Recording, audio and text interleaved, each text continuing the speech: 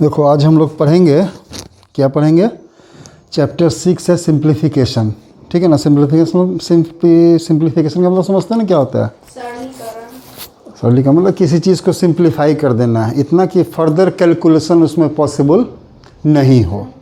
ये simplest form मतलब किसी भी एक्सप्रेशन को, अभी इसमें हम लोग अरिथमेटिक एक्सप्रेशन पढ़ेंगे जिसमें सिर्फ नंबर्स आएंगे। ठीक है, उसको सिंप्लीफाई कर देना है। सिंप्लीफाई करने का मतलब उसमें फर्दर कैलकुलेशन कुछ पॉसिबल नहीं हो, वहाँ तक पहुँचा देना है उसको। ठीक है, अब इसमें है क्या कि ज़रूरत क्यों पड़ी, इसमें एक रूल लगाया गया है कि जनरली कितने, चार ही जो बेसिक ऑपरेटर्स हैं, चार ही हैं। क्या क्या हैं? Multiply, divide, add, subtract. जोड़ घटाओ गुना भाग, यही चार है। ठीक है ना। लेकिन कुछ रूल्स हैं, कहते हैं कि नहीं, ऐसा नहीं, किसी एक्सप्रेशन में कुछ भी दिया हुआ है। जैसे एक चीज़ ये देखो, इसमें दो चीज़ बताएंगे। एक तो इस रूल से होता है। अच्छा, इतना पता है कि एक चीज़ और भी है सिंप्लीफिकेशन में, जिसमें ये वॉट मास रूल नहीं लगता है, लेकिन फिर भी वो सिंप्लीफाई होता है। पता है? बताएंगे आप सबको। ठीक है ना कि वो भी आता है सिंप्लीफिकेशन में ही, लेकिन उसमें ये वी बॉड मास रूल जो है सो नहीं लगता है। तो पहला चीज़ इसमें हुआ, क्या हुआ?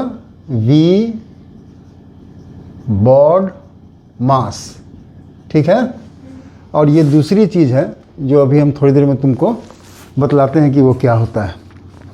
इसमें देखो क्या है, इसमें एक चीज़ देख लो। सबसे पहले हम लिखते हैं कि एक्सप्रेशन, इसको ध्यान से देखो।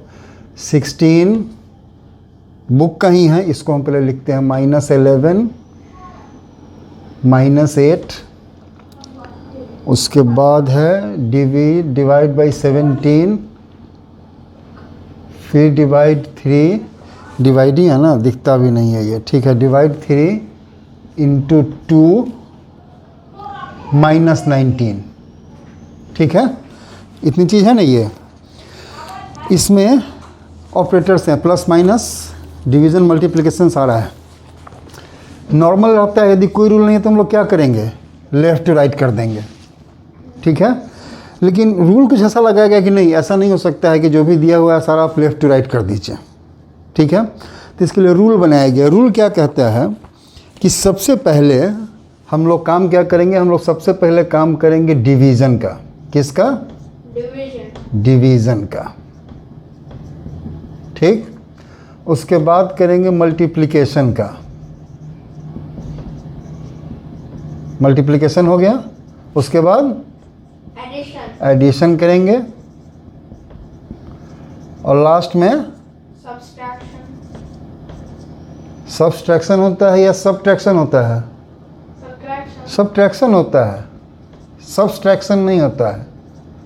ठीक है, ये हो गया। तो ये चार आ गए, लेकिन इसके अलावा भी कुछ और ऑपरेटर्स हैं जो हमारे कैलकुलेशन में आते हैं। जैसे सपोज करो यहाँ पर एक ब्रैकेट लग जाए, 17 से लेके 19 तक ये ब्रैकेट लग गया, कुछ तो मतलब होगा इसका। ये कौन सा ब्रैकेट है? Small bracket, round bracket. ठीक है ना। ब्रेसेस भी शायद इसी को बोलते हैं, सॉरी पैरेंथेसिस। ब्रेसेस हो गया, करली ब्रैकेट, मीडियम ब्रैकेट। ठीक है ना। ठीक है, अब ये आ गया तो ऐसा कुछ मतलब होना चाहिए ना, कुछ तो कारण है जो लगाया गया है। सपोज करो इसमें एक और चीज़ लगा दिया गया, यहाँ पर ये ब्रेसेस, इसमें जो, चलो अभी ये दो एक और लगा दो, जो क्या है, बिग ब्रैकेट, ये भी लगा दिया गया। ये कंप्लीट हो गया, सारा चीज़ आ गया इसमें। तो कहा क्या गया कि इसके ऊपर डिवीज़न हो गया, मल्टीप्लिकेशन, एडिशन और सब्सट्रैक्शन। इसके ऊपर दिया गया ओ को। ओ का मतलब हो गया ऑफ। ऑफ आता है ना, 40% ऑफ 80, तो ये जो ऑफ है, इसके जगह जो एक्सपोनेंट्स वाला काम होता है, पावर वाला, वो भी इसी में आता है।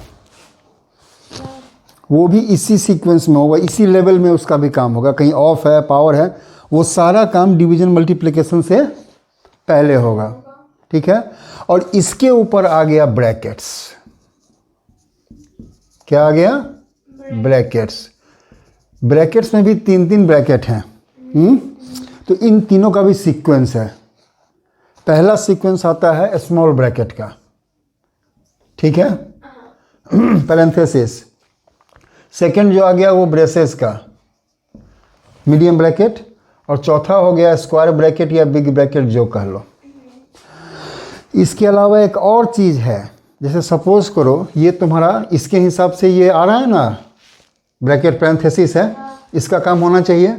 और इस ब्रैकेट में भी ध्यान दो, इस ब्रैकेट में भी एक ही ऑपरेटर नहीं है, 3 ऑपरेटर्स हैं, डिवीज़न भी है, मल्टीप्लिकेशन भी है और सब्ट्रैक्शन भी है। हम लोग किसका काम करेंगे पहले? डिवीज़न का, ठीक है ना। ब्रैकेट में भी हम लोग बॉडमास लगाएंगे।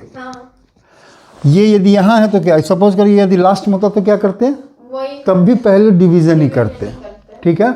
इसके अलावा एक और चीज़ बच जाता है, उसको हम लोग कहते हैं क्या? विंक्यूलम, बार किसको कहते हैं, वो सबसे पहले ऊपर आता है, ये वी, ठीक है। विंक्यूलम बार होता है वो।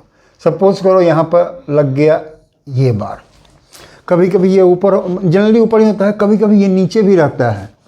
ट्रीटमेंट वही होगा, रेयर केस में तुम्हें देखने को मिलेगा, लेकिन ट्रीटमेंट उसका वही करेंगे हम लोग, ठीक है ना। इसको कहते हैं बार। जब इस पूरे को तुम पढ़ोगे तो ये आ गया तुमको वी बॉडमास, यही वाला रूल है। एकमात्र चीज़ जो इस पूरे चैप्टर में हमें याद करनी है वो यही वी बॉडमास ही है। इस वर्ड को याद कर लो, इसके बाद तुम्हें कहीं भी सिंप्लीफिकेशन में प्रॉब्लम नहीं आएगा।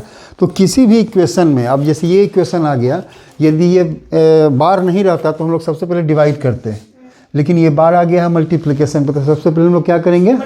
मल्टीप्लाई ही करेंगे, क्योंकि वी बॉडमास में सबसे पहले विंक्यूलम बार ही आ रहा है। फाइन। तो इस सीक्वेंस में हम लोग किसी भी एक्सप्रेशन को ही सॉल्व करेंगे। फाइन, समझ गए। दूसरी एक चीज़ है, वो आता है सिंप्लीफिकेशन में ही, लेकिन उसमें वी बॉडमास रूल की ज़रूरत नहीं पड़ती है। वो क्या होता है? रूट्स वाले क्वेश्चन। सपोज करो दिया हुआ है √16, इसको सिंप्लीफाई करने के लिए बोल रहा है, कितना होगा? 4। ये सिंप्लीफाई हो गया। अब इससे ज़्यादा सिंप्लीफाई नहीं लगा, वी बॉडमास लगा इसमें? नहीं लगा, ठीक है ना। अभी जैसा मैंने बुक में देखा है, शायद ये तुम लोग को बनाना नहीं है, लेकिन जानकारी होनी चाहिए। ये हो गया। अच्छा, सपोज करो यहाँ पर 8 दिया हुआ है, ये तो स्क्वायर रूट हो गया। स्क्वायर रूट का मतलब होता है ना, यहाँ होता है 2, लिखा नहीं होता लेकिन 2 होता है। क्यूब रूट हम लोग कैसे लिखते हैं? यहाँ 3 लिख देते हैं। ये कितना हो जाएगा? ये हो जाएगा 2। ये होता कैसे है सो जान लो, बहुत बेसिक चीज़ है, और इसका फंडा तुमको ऐसा क्लियर होगा ना कि आगे बहुत काम देगा तुमको। कैसे होता है सो देखो, ये जो रूट है इसका मतलब क्या होता है तुमको पता है? 16 का स्क्वायर रूट का मतलब हो गया 16 टू द पावर 1/2, यही होता है इसका मतलब, ठीक है। 8 क्यूब रूट, इसका मतलब हो गया 8 टू द पावर 1/3, यही होता है इसका मतलब। यदि कहीं दिया हुआ है, सपोज करो 81 है, ठीक, और यहाँ 4 रूट दिया हुआ है, इसका मतलब क्या हुआ? इसका मतलब हो गया 81 टू द पावर 1/4। ये कैसे सॉल्व होगा? ये कैसे होता है सो देखो, 16 को हम लोग लिख सकते हैं 4 स्क्वायर, और इसका whole to the power 1/2। Fine. Power का पावर, जो लॉज ऑफ एक्सपोनेंट्स में तुम लोगों ने पढ़ा होगा कि पावर का जब पावर होता है तो क्या होता है? दोनों पावर मल्टीप्लाई हो जाता है। तो ये हो जाएगा 4 टू द पावर 2 × 1/2। ये और ये कैंसिल हो गया, क्या बच गया? 4 टू द पावर 1, इसका मतलब 4, ठीक। ये तो जानते हैं बच्चे। क्यूब रूट में कैसे होता है? सब जगह एक ही फंडा काम करता है। 8 को हम लोग लिख सकते हैं 2 × 2 × 2, मतलब 2 टू द पावर 3, और इसका होल पावर 1/3 तो है ही। ये क्या हो जाएगा? 2 टू द पावर 3 × 1/3, मल्टीप्लाई हो जाएगा। कट गया, कितना आ गया? 2 टू द पावर 1 मतलब 2। इसी तरह से ये 2 हुआ। 4 में भी यही होगा। अब जैसे यहाँ 81 है, तो 81 का मतलब क्या होगा ना? 3 टू द पावर 4 होता है 81। जो फैक्टर निकालोगे इसका आएगा ना, और 4, इसका पावर ऑलरेडी 1/4 दिए हुए हैं, तो ये भी वही चीज़ हो गया। 3 टू द पावर 4 × 1/4, ये 4 से 4 कट गया, 3 टू द पावर 1 इसका मतलब 3। इसको निकालने का एक और तरीका है। जैसे देखो क्या करते हैं, 81 दिया हुआ है ना, तो 4 है। हम लोग कोशिश करेंगे कि किसी एक नंबर का मल्टीप्लिकेशन, इसको ऐसे फैक्टर में तोड़ा जाए कि यहाँ पर 4 दिया हुआ है, तो 4 के पेयर में आना चाहिए। यदि 4 के पेयर में आएगा तो 1 निकाल लेंगे उससे हम लोग बाहर। निकालने का जो रूल है वो यही है, इसी कारण से निकालते हैं उसको। ठीक। अब सपोज करो किसी में नहीं आया तो क्या होगा, जैसे ये 16 है, 16 के बदले में तुम 32 मानो, ये 32 है, हाँ, 32 का स्क्वायर कितना होगा इसका? देखो ये कैसे निकलेगा किसी में भी। 32 को हम लोग क्या लिख सकते हैं, 2 इंटू 2 इंटू 2 इंटू 2 इंटू 2, यही हुआ ना कि नहीं हुआ? 2 दूनी 4 दूनी 8 दूनी 16 दूनी 32, ये स्क्वायर रूट है, कुछ नहीं लिखा हुआ मतलब स्क्वायर रूट है। 2 का पेयर बना देना है। ठीक, 1 बच गया यहाँ पे। हम लोग इसको क्या लिखेंगे, ये कितना हो जाएगा, 1 मतलब 2 स्क्वायर इंटू 2 स्क्वायर इंटू 2, तो 1 स्क्वायर इससे कट जाएगा, 1 स्क्वायर इससे कटेगा तो कटेगा ना, इसका रह जाएगा। तो ये निकल गया 2, इसका 1 निकल गया 2, ये रह गया। ये कैसे रह गया, ये √2 ही रह जाएगा। हमारे पास क्या हो गया, 4√2, ये सिंप्लीफाई हो गया। ठीक है ना, ये सारे में काम देगा। यदि तुम क्यूब रूट भी निकाल रहे हो तो जितना 3 का पेयर लग रहा है उसको निकाल लो, और जो बच गया उसको क्यूब रूट में ही छोड़ दो।